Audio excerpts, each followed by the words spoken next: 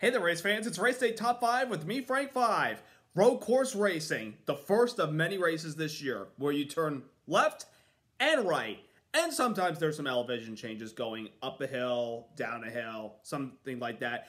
We had the first road course race of the season at Circuit of the Americas, where everything's bigger in Texas.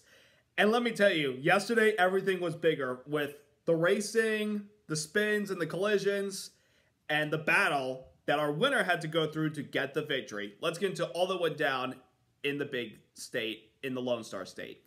Number 1, Tyler Reddick, his third career NASCAR Cup Series victory, and quite a road course racer, I might add. Captured his first win of the season, his first win with 2311 Racing, his brand new team winning yesterday's EchoPark Automotive Grand Prix at Circuit of the Americas, holding off challenges from Kyle Busch, Alex Bowman, Ross Chastain, and William Byron for the victory. Tyler Reddick, all day long, all weekend long in general. Very, very strong. Great race car from practice. They were very strong. They were the fastest in practice. They thought they had a chance at the pole, but got beat late by William Byron, the 24. But the speed from the 45 showed you that Tyler Reddick's going to be one of the guys to contend for the victory, and actually came in as the odds-on favorite based on Las Vegas odds. And from the get-go, they were a very strong car, keeping touch all day long with the 24 of William Byron. They decided to take a pit strategy towards the end of stage 1. They pitted for tires, and they kept slowly, methodically working their way through the field. That's how good his race car was. He eventually found himself in the lead. Then he had to make a pit stop under green, but he was able to find himself in the top 10 based on the pace he was setting with the race car. Then we had a caution at the beginning of the final stage, or a couple laps into the final stage, and he cycled through to the lead. He had to deal with some challenges from other guys, and then he had so many challenges late in the race when we had 3 overtimes. 3 of them, because of all the chaos that was going on behind him, he had to hold off challenges from everybody that was giving him a run for the victory. But Tyler Reddick did not hold back, and he was able to cruise that baby home on the final overtime and get his first win of the season and first win of the year for the Toyota team. And what a year so far it's been for Tyler Reddick. It started out very low, and now it's trending up. Started out the first 2 races, again, wrecked in the Daytona 500. He got involved in a wreck at Fontana, a track where I thought he was going to be a front runner all day, but he never cracked the top 15 before that wreck happened. And then Las Vegas, they showed, resurgence. They had a good race car, good speed. They ended up finishing top 15. Then Phoenix, they ran well all day long and got a top 5 finish out of it. Then last weekend, they ran relatively well. And I can't really exactly remember where they finished because we never really talked about Tyler Reddick, the race. But I think they were able to bring it home in one piece. But this weekend, once again, so strong. By the way, remember, Tyler Reddick's first NASCAR Cup victory came on a road course last year at Road America, holding off Chase Elliott after he took the lead from him late with about 15 laps to go in the event.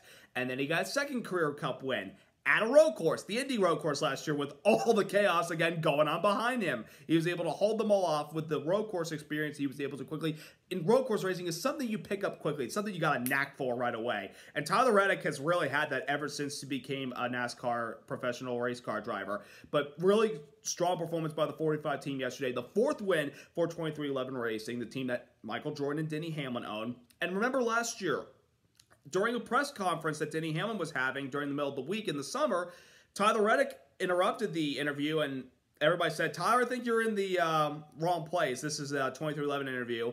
But he came in because the news broke that he was joining 2311 Racing in 2024. Now, the reason I say that is because certain events happened later in the year. Of course, as you all know, Kurt Busch last year at Pocono suffered a crash in qualifying, and that left him with concussion-like symptoms, and he never gone back in the car the rest of the year, and of course announced his retirement from full-time competition at his home track in Las Vegas. So it was basically Ty Gibbs that carried the number 45 car for the rest of the season, which then became the 23 when they put Bubba in the 45 car for the final 10 races for the owner's title, and of course he won at Kansas. This is the 3rd win for the 45 car. Of course, Kurt was the first to win for the 45 at Kansas last year. So Bubba, of course, again, he won the other race at Kansas, and of course he had that late season incident with Kyle Larson at Vegas and got suspended. But Tyler Reddick was in position to wondering, is he going to stay at RCR in 2023, or is he going to jump ship to 2311? Well, because of Kurt's retirement, they decided to put Reddick in the 45 car this year. And so far, despite the first 2 races, it's off to a good start. And, Tyler Reddick's a really good race car driver. I don't think anybody gives him any credit. This guy is a 2-time Xfinity Series champion. And ever since he entered the Cup Series, when he's given the equipment and they have the luck on their side, they run very, very well. So this guy, this kid, could be a borderline championship contender now that he's officially into the playoffs. He's definitely going to put up a fight on these road courses. We've seen how good he is. Can he win on the Oval, though? He has yet to do that in the Cup Series. I believe he can. The question is not a matter of if, it's a matter of when he wins on an Oval. But nonetheless, yesterday, great performance by Tyler Reddick, Billy Scott, and that 45 team. The performance was so strong, it made a very special someone calling the race, and I'll talk about a little bit later, get pretty emotional about it, and I think we all know who it is. But great performance yesterday by Tyler Reddick and the 45 team. Number 2, the guys following Reddick coming up so close. They gave him everything they had on those overtime restarts, but just never panned out. Starting with second place finisher Kyle Busch. You know, remember, this is the guy that actually replaced Tyler Reddick in the 8 car. Well, obviously, because Richard Childress announced Kyle Busch signing last year. Kyle Busch, all of yesterday, ran relatively well inside the top 10, got off strategy like a lot of people did, and then got off strategy again at the final stage after we had our third caution in a long time. He decided to pit under the green flag, and then a caution came out when Brad Keselowski stalled on the track in turn 8, and that was able to catapult Kyle Busch up to the front of the field, and was able to hold his track position at the very end of the race. I thought maybe he could take a couple of dive bombs on those restarts into turn 1, but that's not Kyle Busch's driving style. He races everyone hard, but races them with, clean and with respect. And a lot of people yesterday didn't really respect a lot what the drivers did at the very end of the race. But getting to that in a little bit later, Kyle Busch, though, was able to hold his track position on the older tires and come away with a solid second-place finish. And he almost won the truck race the previous day, but ultimately fell short to Zane Smith. Of course, Kyle has won here before in the Xfinity Series and the Truck Series, or no, Xfinity Series. So, he gave it his best yesterday, but still a great performance by the 8 team. Alex Bowman, very strong race car, and he doesn't give himself credit for being a good road course racer. He admits he struggled on them. But yesterday, he ran top 10 the entire race. That car was so good. And, once again, how strong has Alex Bowman's 2023 season been with the consistency? By the way, he's doing it with interim crew chief because all the regular crew chief for Hendrick are suspended indefinitely unless they win the appeal on Wednesday for the louvers that they got stripped of from Phoenix and eventually got penalized for. They could get those points back if they win the appeal and their crew chiefs back, but we'll have to wait and see. But nonetheless, Bowman has kept the consistency up despite the big Hendrick penalty and had the consistency yesterday. And on that last restart in overtime, I thought he could have had a chance at taking the top spot from Reddick going down to turn 11, but he didn't want to pull a kamikaze bonsai move on the inside, and he just held his ground and eventually lost the second place spot to Kyle Busch. But again, nonetheless, a great result for the 48 team Alex Bowman. And as for his teammate William Byron, he was perhaps the one guy that was keeping tabs with the 45 car the entire race. I mean, Byron was so good at the start, winning the pole. He slipped back after not leading the first lap. Then he regained the lead and had great speed at the beginning. And he was able to capture stage 1 when other guys, including Reddick, went on a different strategy by pitting before the end of the stage.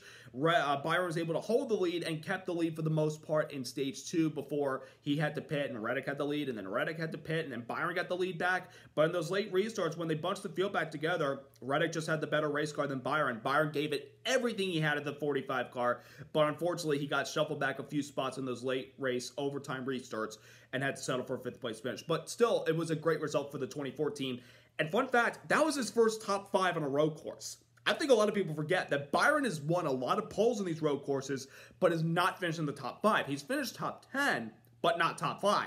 Yesterday was his first top 5, and it was almost a victory. Almost. But, like his teammate, Bowman, really strong, consistent start for the 2014, and they gave it everything they had yesterday. They just couldn't pull through at the end. Number 3, chaos at the top of the hill at turn 1. There was so much chaos yesterday. Now, at the start of the race, well, orderly, clean, turn 1 by everybody. Everyone did a good job getting through their clean. No bumping. I mean, there was bumping and banging, but there wasn't guys going around.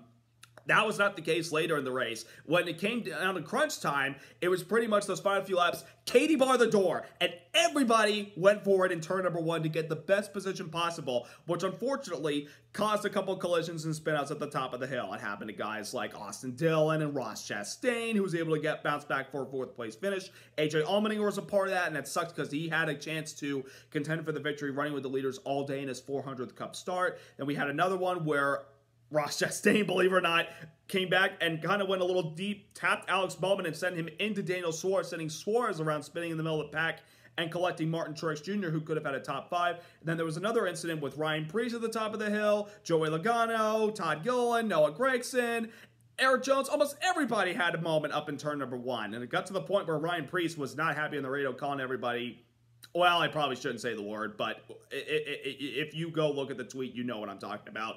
But a lot of people were really frustrated with how the aggression and the moves being made at the top of turn 1 in the last few laps was. But you know what? Everybody's going for everything. They're going for the win. They're going for the best position possible they can try to gain, especially with the, the speeds they elevate on the restarts. Then everyone's just like hard on the accelerator and then hard on the brakes before they carry it into turn 1, and there's going to be some collisions. And we saw a lot of that. A little more intense this time around than the previous 2 years here at COTA. And that allows, again, some drivers unhappy. And one of them, Daniel Suarez, if you look at this one right here where he's bumping into the back of the 48 car after the race was over on pit road, he bumped into the back of him, and that's a no-no from NASCAR. There probably could be a penalty coming tomorrow for Suarez. I mean, I guess the penalties would say maybe a reduction of points, maybe a race suspension. I don't think that's enough for a race suspension. Probably a reduction of points and a fine, but that's the chaos that brings these road course bring, especially with the first race on a road course with the low downforce package. I felt like we got good racing out of yesterday, although the chaos at the top of turn 1 got a little out of control. But after things settled out, we were able to keep them going. There was some good side-by-side action, especially through the S's, all the way to the top of turn 9, 10, and bottom 11, and good moves into turn 12. There was some good action yesterday, but a little too much at the very end of turn 1. Number 4. Differing race car drivers from differing racing series coming over to NASCAR for a special weekend. Yesterday, we had 3 drivers from differing series come over to join us for the weekend. We had Jordan Taylor driving the 9 car for Chase Elliott in a relief role. Kimi Räikkönen bringing back Project 91 for their first race of the season. Of course, his second Cup start after he ran at Watkins Glen last year. He ran the 91 car yesterday. And Jenson Button, the 2009 Formula One World Champion, driving for Rick Ware Racing in the number 15 car. And these guys got some TV time yesterday. The best running car of them for the majority of the race was Jordan Taylor, at times in the top 10 and got stage points.